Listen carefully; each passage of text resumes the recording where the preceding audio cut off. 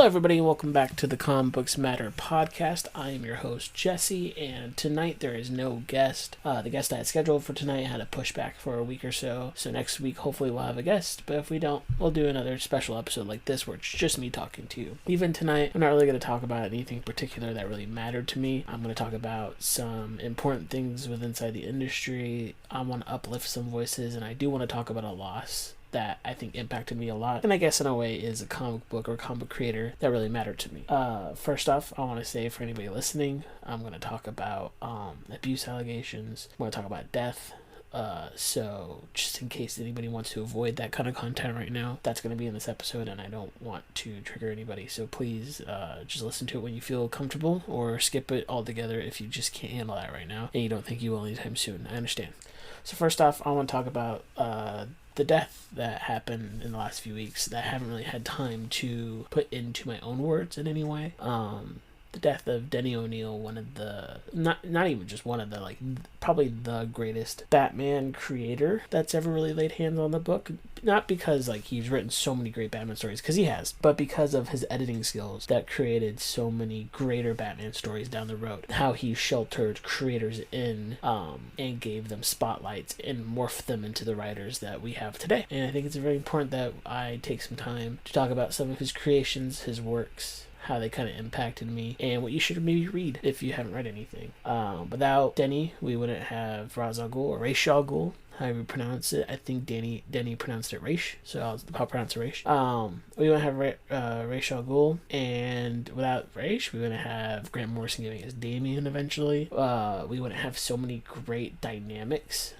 We wouldn't technically have the Batman The Dark Knight trilogy, in a weird way, I guess. I don't think that's the best interpretation of the character, but we wouldn't have it because he's the main plot point in that first movie and kind of the main plot point, spoiler alert, for the third. We wouldn't have Leslie Tompkins, who's one of the most heartwarming characters of all of Gotham. We wouldn't have gotten to the point where Renee Montoya is the question, how she acts, and we get Kate Kane and all that stuff, because we wouldn't have had Greg Rucka, who made Gotham Central, who did fantastic work all on Batman and Detective and all of those comics. We wouldn't have gotten Great No Man's Land. We would have gotten Frank Miller's Daredevil, and then Frank Miller's Batman probably in the longest run, because it was Denny as an editor at Marvel who got Frank Miller on that book. We wouldn't have gotten Green Lantern, Hal Jordan, and Green Arrow as big as they are now. We wouldn't have Arrow as a TV show and then the Arrowverse, because Denny kept that book alive. It wasn't a huge seller when he was writing it, really, but it kept it alive and it kept it a classic. So all those books I listed you'd be thankful for Denny for those books. And it's just important to appreciate the creators who do good and are good, as far as we know, as we'll talk about in a minute,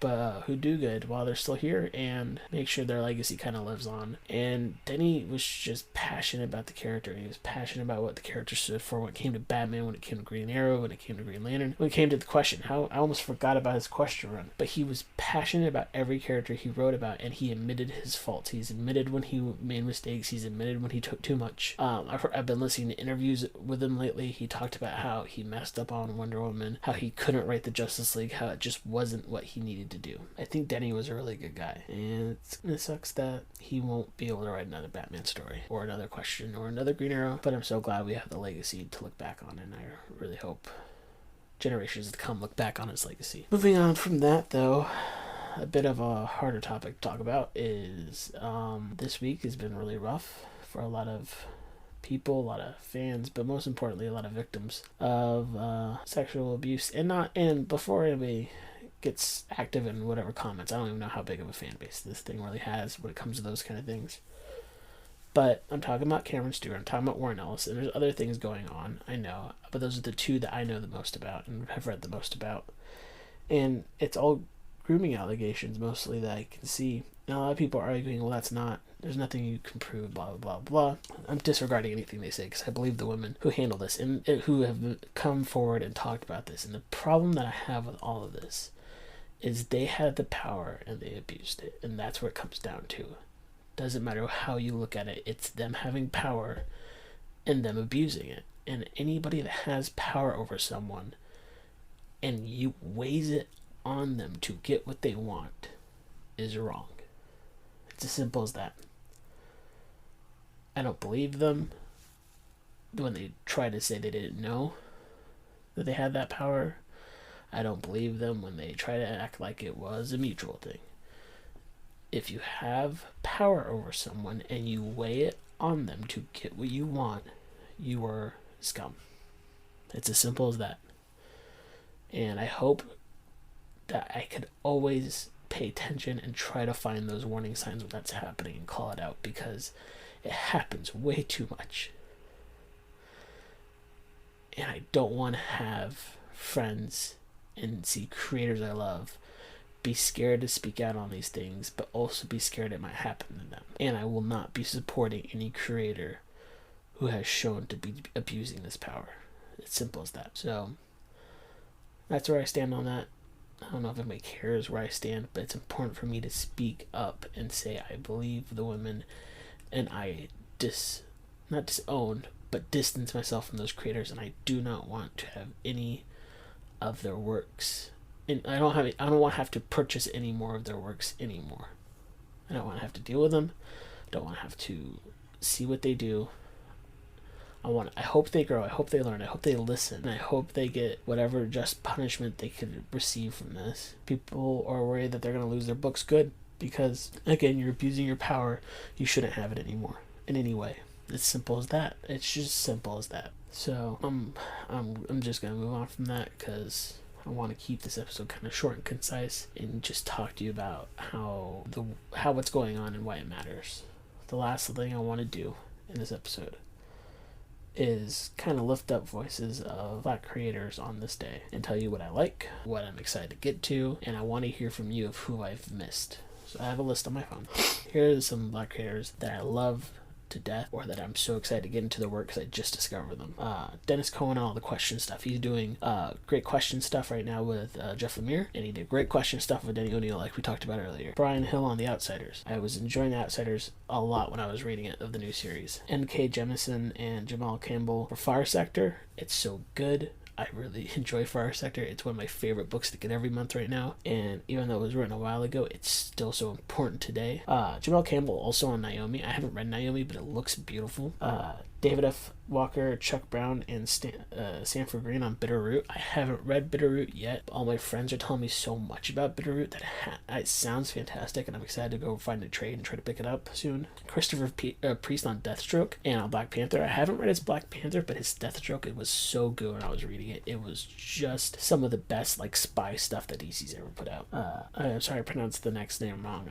I'm trying my best. Ta-Nehisi Coates and Daniel Acuna on Black Panther. I just picked up the first volume. It's so good and it feels so visceral in a lot of ways. I am enjoying immensely out of that first volume, and I cannot wait to see where the saga goes from there. Vita Allah on Batman. They just did a story in the Secret Files issue 3. I heard their Nebula miniseries is super good, and I wanted to check it out. I heard their James Bond is fantastic, and I am subscribed and ready to go on the upcoming Children of Adam book, because that sounds so crazy good. And I know there's much more than that.